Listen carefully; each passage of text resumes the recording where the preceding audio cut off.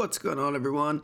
Here to do another gameplay today of your favorite disgusting assassin, Zed. Zed highly nerfed on this patch. You know, if he's got 2 shadows down, his shuriken is doing 30 less damage. Basically unplayable. Anyway, I thought today's game was a really good learning game, actually, because it starts with one of the biggest disasters I've seen in a long time. So, yeah, you can get excited for that. Let's just get straight into the review. No stalling. Here we are. You may notice this is my main account. We're in Season 4 now. This is patch 2.6. And actually, yeah, I can play on my main currently, you know, at the very least. Don't know if it will stick for a long time, but, you know, now we're playing with skins, baby. It's huge news. Yeah, like I mentioned, this game starts a bit of a disaster. Playing the Zed this game, Zed's still really strong this patch. Don't be fooled by the nerfs that he got. He's still Zed from the block. Yeah, pretty much just as strong as he was before. I wouldn't be too concerned. So look for that level 1 ward. Normally I like to get that ward if I'm going to get shoved in. I feel like I can't really get prior in this lane. So I was thinking about it, but my team already placed 2 wards down, so I figured it was a bit unnecessary. Take a pretty bad trade here. Good punish from the Jace. I missed my shuriken. Could definitely consider starting the Shadow Slash in this matchup, the third ability. And if Jace ever tries to trade with you, you could just run him down with the Shadow Slasher. You should actually get a really easy first blood with the Conqueror. Well, I opted for the shuriken, whiffed it, and I get immediately punished because I came aggressive away from lane. So just good play from Jace in general. Just gonna jump in here. I take the Shadow a little bit late, but I still get the double shuriken off, so I get a good return trade there. So actually coming out a little bit ahead in resources now. Especially because my champion obviously doesn't rely on mana. Jace is gonna grab honey through here. Should be picking up mine as well after getting the CS. Using the shuriken there, securing the final one.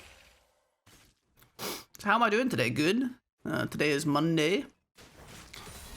I qualified for the Red Bull tournament over the weekend. I'm not sure I did a video since that time, but yeah, we won our qualifier. Didn't drop a game, got all the way to the end, and I mean it was all best of ones, but you know, we won our qualifier, so that felt pretty good. Nice to, you know, be performing as Rix again. I noticed Jack starting a fight on Lee Sin here. I'm gonna park down, got big prio, so looking really good. Darius gets a flash and pulls Lee Sin back on the E, which was crazy. So I know Lee is really low here. I whiff the shuriken. Take 2 tower shots because I'm a genius. Carlo to get this last hit. He lands the Q, comes in, and then he autos me off my flash, so I die. What?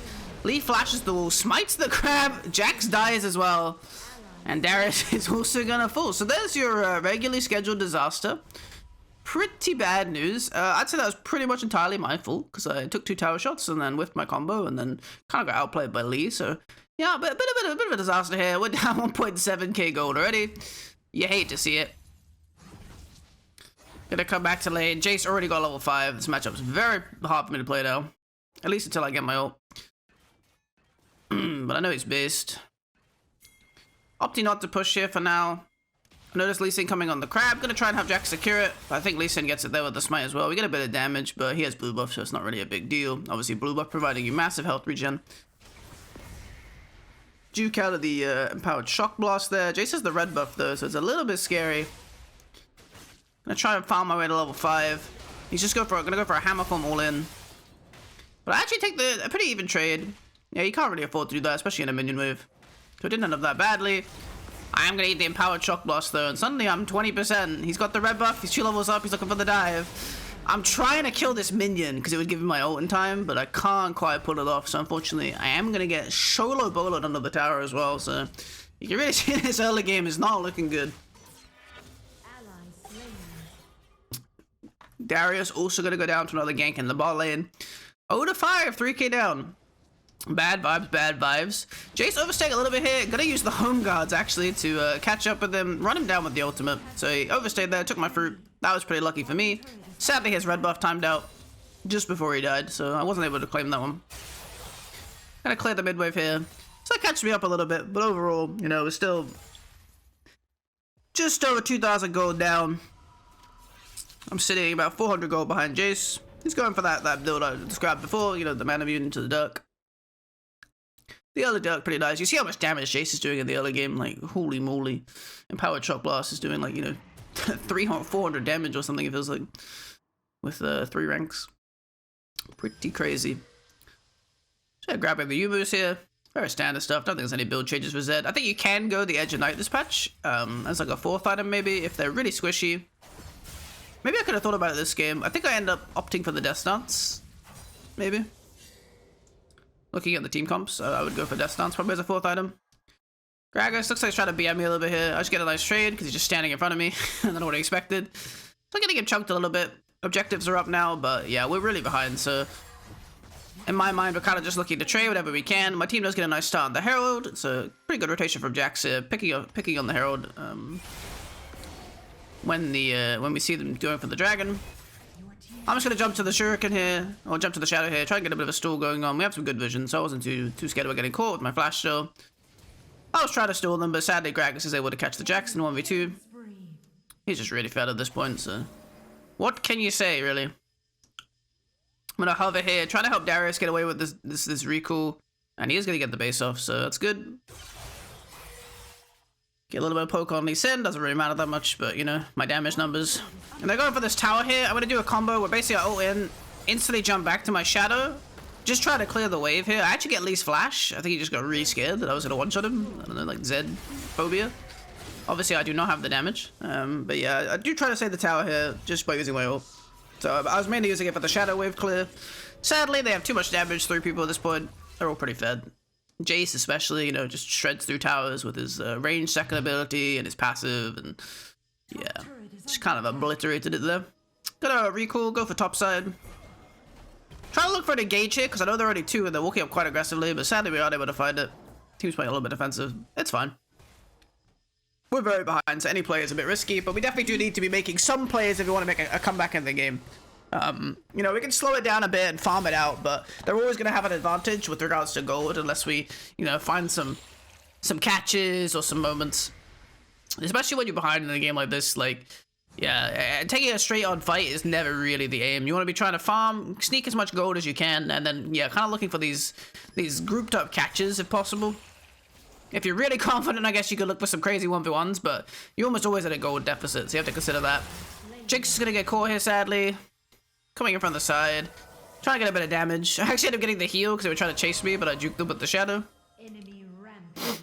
Could have got Varus ulted there, I guess, but I had the flash as well, so if I saw him going for it, I would have probably just flashed. Reactively. Copium. So gotta be wave clearing here because Jinx died.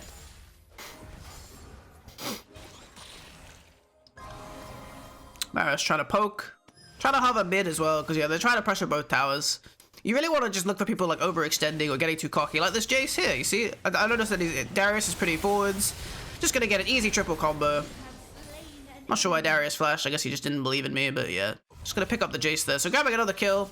2 to 8 now. You know, it's not getting much better. The gold lead is definitely growing in their favor, but actually, I'm a little bit ahead of Jace now. So for me, you know, I'm actually feeling confident at this point that I've established enough of a comeback gold lead. You know, I went from 0-2 to 2-2. I'm a little bit ahead of Jason Gold, so I'm feeling good about the fact that my champion in this game state, you know, if I can create a situation where I'm playing the side lane against, like, the Jace, or, like, potentially even the Gragas, because I know he's going AP Gragas, which means he's a little bit squishier.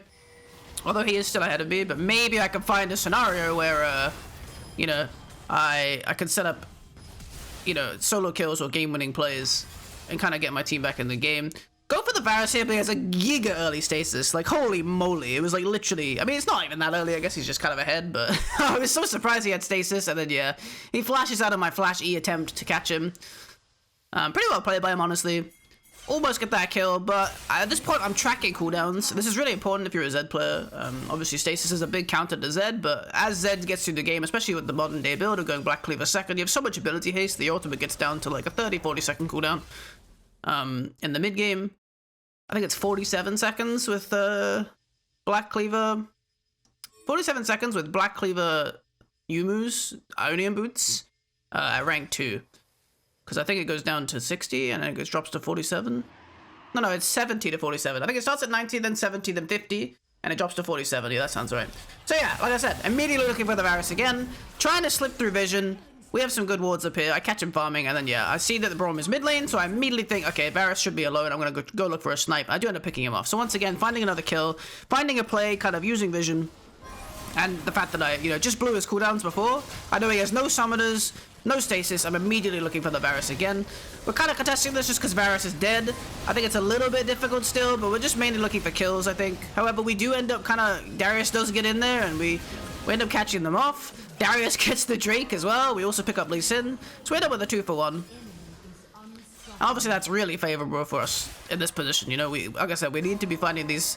As soon as I pick off the Varus, it sets up my team to kind of actually take a fight where we have some semblance of advantage, because normally we're just really behind, right, in terms of gold and items. But in this instance, yeah, picking up the Varus right before the dragon spawned was really clutch, and we end up getting a good fight. Darius played it pretty well.